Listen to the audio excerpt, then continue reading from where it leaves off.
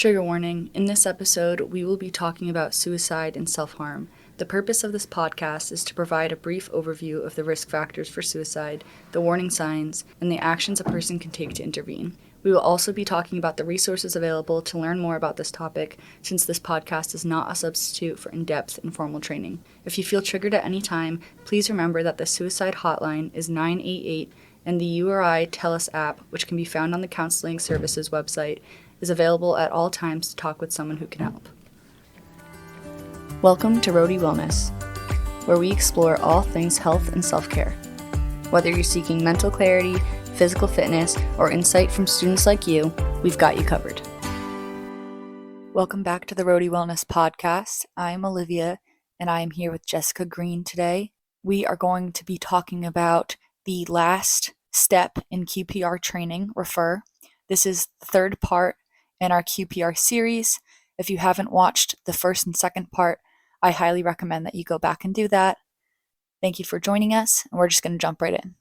I just wanted to talk briefly about the suicidal ideation spectrum, like the difference between someone who has suicidal ideation with intent versus without intent, and then with urgency and intervention. Do you mind absolutely educating us on that a little bit? So sometimes people have fleeting thoughts about what it would be like if I wasn't here anymore, or they're so upset and they think, oh, I wish I'd be better off if I was dead.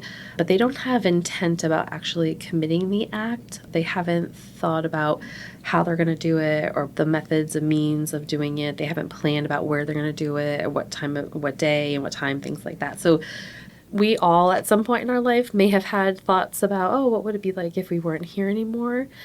And sometimes that happens when we're going through something that we're struggling with, but we all would never really act on that because we see that light at the end of the tunnel. But someone who is in a suicidal ideation, suicidal mind frame, they don't see that light at the end of the tunnel. When you ask them if they're thinking about suicide, they think that that is their only option. They don't see or have hope that there is another option out there. They don't see that by committing suicide, they would actually hurt the ones around them. When someone takes that next step and they're now seriously considering suicide and they are intending to do it, they're gathering the means, and they are actively working on trying to make that happen and creating a plan, that's when the risk factor increases. The suicidal ideation timeframe, so if someone who has had thoughts about suicide and they're seriously considering it, that is a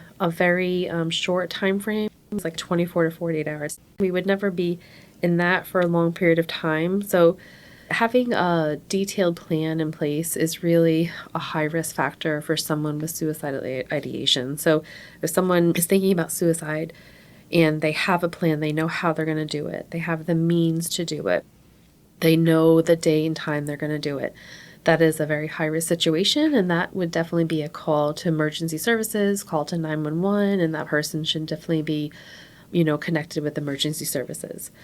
Now, sometimes people may have never had a thought about suicide before in their life, and then something really traumatic happens to them. And sometimes that trigger of that traumatic event can cause someone to go into suicidal ideation. Other times people may have struggled with their mental health throughout their life. Maybe it ebbs and flows, and maybe sometimes they think about it, sometimes they don't. But the stronger the plan and gathering the means, that's when you're most at risk for someone committing suicide, and that's when you want to reach out for those emergency services. What is the next step that you have for the R for refer? Referrals. Correct? Yep.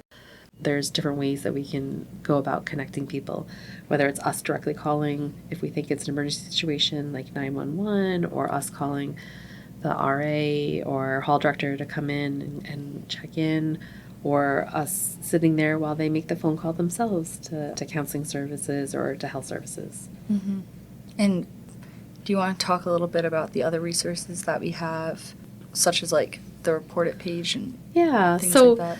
If we're talking to someone who's struggling with mental health and they don't have suicidal ideation, but they do struggle and they could definitely benefit from speaking to a counselor or receiving some help, I would definitely highly recommend, calling counseling services, which is on the URI website, or We also have the Psychological Consultation Center, which is located at Chafee, Counseling Services in Roosevelt.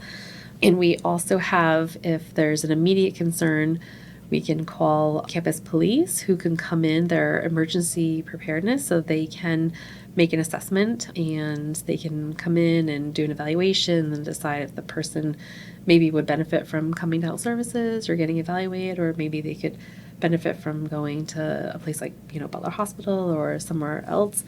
The good news is you don't have to be the person who makes all those decisions. You just have to be the person to connect somewhere. And if you're in the residence halls, I say a great connection is Res Life because they're trained on how to make these connections. If you're elsewhere off campus, you can definitely call, like I said, the local police, or even call us, at health services, and we can help you make those connections. But really the idea is to determine, is this an emergency? Do I need to get someone? If it's a yes, you're going to call 911. If it's not an emergency, they don't have suicidal ideation, but they are struggling with mental health, you definitely want to connect that person with some type of counseling service. So I think making those distinctions are important. The other option, if they're not wanting to connect to counseling services, is we have the Report It page. So if you go to URI website, you type in Report It, you can actually fill out your concern on the Report It page, and someone within the college will reach out to that student just to check in and see if they're okay and if they need any supportive services. So they won't get in trouble, they won't get written up, they'll just get a check-in. So the most important thing is, do they answer positively that they are thinking about suicide? If so, we want to get them connected with either emergency services or someone right away. If they're not thinking about that but they're still struggling, then we want to use the counseling resources or the Report It page. And you could also give them the information such as the Telus app, which is located on the Counseling Services website, or the 988 national hotline that can text or call, and that should be given no matter what. That's all the information that we have for the QPR training. Just to quickly summarize it, do you mind just giving us like a quick sentence for each QPR, Absolutely. like a key takeaway for each one? Yeah, so the key takeaway is we all have mental health, and sometimes we struggle, sometimes we need that extra help. So recognizing that there's a concerning behavior with someone, being able to go to them and ask the question, are you considering suicide? And being able to persuade them to get help, or making a phone call to get them help, and then make that referral, whether they're considering suicide or they just need help with their mental health. And just remembering that you're not alone, and it is okay to check in on our friends and that we are there for you. And if you're not sure, you can ask for help or have someone else make that referral. We just don't want anyone struggling and thinking that they're all alone, which they're not.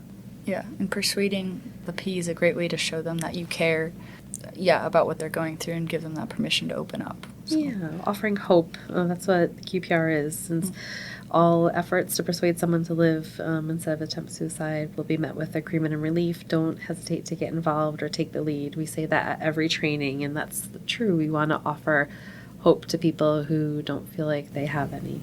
Mm-hmm. And suicide prevention is a community effort as well, so everyone can play a role in it, even if it's, just referring them to the resources to get help. So, thank you for joining us today. Thanks for having me. Thank you. Yeah. If you're struggling with mental health or suicidal ideations, the 988 suicide hotline number is always available 24/7. Then we have the URI Telus app, which is available through the counseling page. Website. Yeah, the counseling website. And then we have RAs as well, or the graduate hall directors that you can reach out to. Of course, 911 if it's an emergency issue. Yeah. Before we wrap up, a quick reminder that all information shared in today's podcast is for informational and educational purposes only. Thank you for listening to another episode of Roadie Wellness. If you like what you heard today, tune in every Tuesday on all podcast platforms for more. If you want to stay up to date on events and healthcare tips, please follow us at URI Health Promotions on Instagram. And if you have any ideas for future podcast episodes or more social media content that you'd like to see, please feel free to DM us or email us. Until next time, take care and stay healthy.